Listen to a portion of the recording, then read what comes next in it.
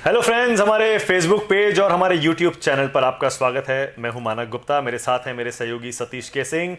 आज चुनाव आयोग ने, हमारे इलेक्शन कमीशन ने एक ऐतिहासिक फैसला किया, ऐतिहासिक कदम उठाया, ऐतिहासिक आदेश दिया। आप जानते ही हैं, लगातार चुनाव आयोग पर आरोप लग रहे थे कि रूलिंग पार्टी खास तौर से चुनाव आयोग के हाथों में खेल रही है।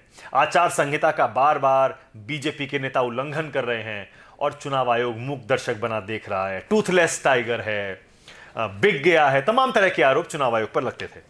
वो अलग बात है कि चुनाव आचार संहिता का उल्लंघन हर पार्टी के नेता खुलेआम कर रहे थे। आज चुनाव आयोग ने योगी आदित्यनाथ और मायावती पर प्रचार का बैन लगा दिया। बहुत बड़ा कदम है। Sitting chief minister Uttar Pradesh के योगी आदित्यनाथ और फॉर्मर चीफ मिनिस्टर, पूर्व मुख्यमंत्री मायावती, इन दोनों पर बैन लगा दिया है। योगी आदित्यनाथ पर 72 घंटे का बैन लगा है, मायावती पर 48 घंटे का बैन लगा है। दोनों 3 और 2 दिन के लिए, योगी 3 दिन के लिए, मायावती 2 दिन के लिए किसी तरह का प्रचार नहीं कर पाएंगे। पहली बार है कि चुनाव आयोग ने इतना कड़ा कदम उठाया है।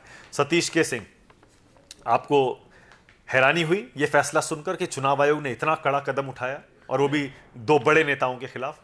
नहीं, हैरानी तो जरूर हुई, क्योंकि इतना कड़ा कदम इलेक्शन कमीशन यदा कदा ही लेता है। और जैसा आपने कहा कि इतिहास आज इलेक्शन कमीशन ने बनाया, तो अब हम उम्मीद कर रहे हैं कि जिस तरह का आजम खान ने बयान दिया है, उसके बाद उनके ऊपर क्या कार्रवाई होती है, क्या उनको इलेक्शन, मुझे लग रहा है कोई बड़ा कदम आने वाला है। और जिस तरह से हम सुनते हैं, बेबाकी तो चलती है, लेकिन बेलाग लगता है जैसे बेहुदा, बदतमीजी का बेशर्म हाइट होता जा रहा था। एकदम लग रहा था कोई किसी के ऊपर कोई लगाम नहीं है, कुछ भी बोल सकते हैं, क्योंकि ये चुनाव है। और चुनाव आयोग ने आज जिस तरह से चाबुक चलाया है, तो उम्मीद यही की जानी चाहिए डेमोक्रेसी के हित में कि ऐसे ही चाबुक को बार बार चलाएंगे और किसी को नहीं। आपने आजम खान का नाम तो ले दिया। जया प्रदा, जो कि रामपुर में उनके खिलाफ चुनाव लड़ रही हैं, भद्दी टिप्पणी की है आजम खान ने जया प्रदा के खिलाफ। एफआईआर तक हो चुकी है, महिला आयोग ने नोटिस दे दिया है। बाद में सफाई के लिए मीडिया वाले पहुंचे तो आजम खान कह रहे हैं दोषी पाया गया तो चुनाव नहीं लड़ूंगा। ऐसा लगता है कि उन्होंने अब उनके सामने जो अगले कुछ दिनों में तस्वीर बनती हुई दिखाई दे रही है, वो अभी से देख ली है। इसीलिए कह रहे हैं अगर मैं दोषी पाया गया तो मैं चुनाव नहीं लड़ूंगा। वो अलग बात है कि उनके कुछ सपोर्टर अभी भी उसमें ट्विस्ट देने की कोशिश कर रहे हैं उनके बयान। हो सकता है उनको आशंका है कि कोई कड़ा कदम लिया जाएगा इलेक्शन कमीशन की तरफ से। मुझे आज हैरानी इस बात पे हुई कि अखिलेश यादव जो रैली कर मंच पर बैठे हुए थे। हाँ, नहीं, अखिलेश, जब आजम खान ने ये बयान दिया, अखिलेश यादव मंच पर बैठे हुए थे। वो तो किसी के जुबान पे आज के पॉलिटिक्स में जब तक एकदम से पूरी तरह से हाई कमांड टाइट नहीं हो, तो वो जुबान पे ताला नहीं लगा सकते। मुद्दा था उनके पास, उनका मौका था कि उसके ऊपर सफाई देते, कुछ नाराजगी जताते, फटकार लगाते। आज जो अखिलेश यादव ने कोई इस पे अपना जो है नाराजगी नहीं जताया, और एक तरह से आजम खान के पक्ष में ही, फेवर में सफाई देते थे। बिल्कुल। एक और बयान आज आया है। हिमाचल प्रदेश में बीजेपी के अध्यक्ष हैं सत्ती जी, बीजेपी के अध्यक्ष हिमाचल प्रदेश में।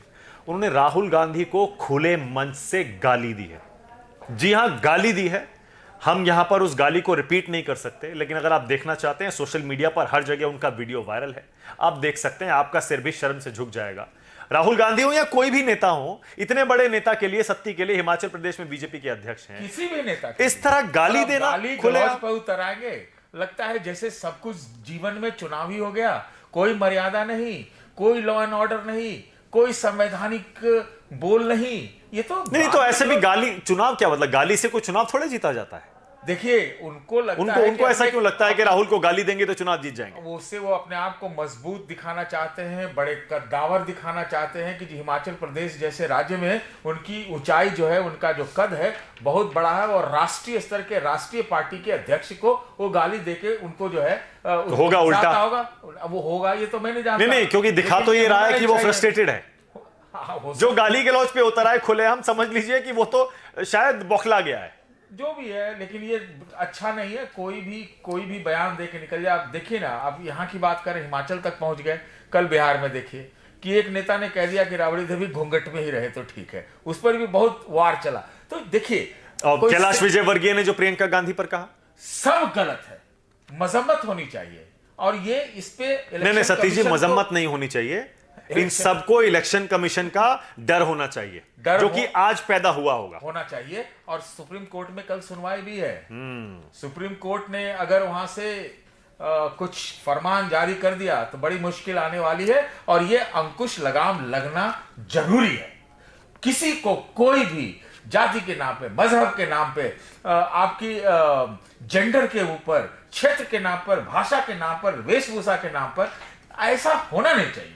ये गलत है, ये गलत है। आज आप कर रहे हो, उल्टा आपके साथ भी होगा, तो ये चीज ठीक नहीं। ठीक है, एक और चीज बस, क्योंकि देखिए इसमें भी दो श्रेणियां आती हैं सतीश जी। जो बयानबाजी है उसमें एक श्रेणी है बेहुदा भद्दे बयानों की, जो कि सारी मर्यादा की सीमाएं लांघ जाते हैं, और दूसरी श्रेणी है धर्म के नाम पर वोट मांगने के बयानों की। आज योगी और मायावती के खिलाफ जो कार्रवाई हुई है वो धर्म के नाम पर वोट मांगने की वजह से हुई है। मायावती ने क्या कहा था कुछ दिन पहले देवबंद में कि मुसलमान कांग्रेस को वोट देकर अपना वोट बर्बाद ना करें, क्योंकि कांग्रेस यूपी में बीजेपी को हरा नहीं सकती है, इसीलिए एक मुश्त महागठबंधन को वोट दें। जवाब में योगी आदित्यनाथ बोले कि उनको अली चाहिए, हमें बजरंगबली चाहिए। मायावती ने फिर सफाई दी, हमें अली बजरंगबली दोनों चाहिए। दोनों बयानों की शिकायत हुई, मायावती और योगी आदित्यनाथ की। चुनाव आयोग ने उन शिकायतों पर जवाब मांगा, दोनों का जवाब आया। उसके बाद आज बाकायदा प्रेस रिलीज जारी करके इलेक्शन कमीशन ने कहा इन दोनों का बयान आचार संहिता का खुला उल्लंघन है।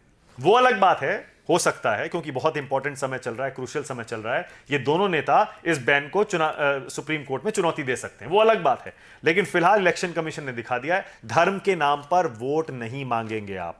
क्या संदेश जाएगा सतीश जी? बहुत कड़ा संदेश जाएगा, और जाना भी चाहिए। आपने पहले ही कह दिया कि एक सिटिंग चीफ मिनिस्टर है, एक एक्स चीफ मिनिस्टर है, एक पार्टी के राष्ट्रीय अध्यक्ष हैं, तो इससे संदेश कड़ा जाना चाहिए। देखिए मानक, आप जो कह रहे थे कि आज तो ये धर्म और कम्युनिटी के नाम पर वोट मांगने पर इतनी कड़ी कार्रवाई हुई है। अगर आप किसी को गाली देते हैं, जो गालियां दी जाती हैं, और अगर आप सेक्सिस्ट रिमार्क करते हैं, और जिस तरह का आजम खान ने शब्द का प्रयोग किया है, ये तो बहुत, उस पर तो हमको लगता है कि इलेक्शन कमीशन इससे भी ज्यादा कड़े कदम उठाएगी।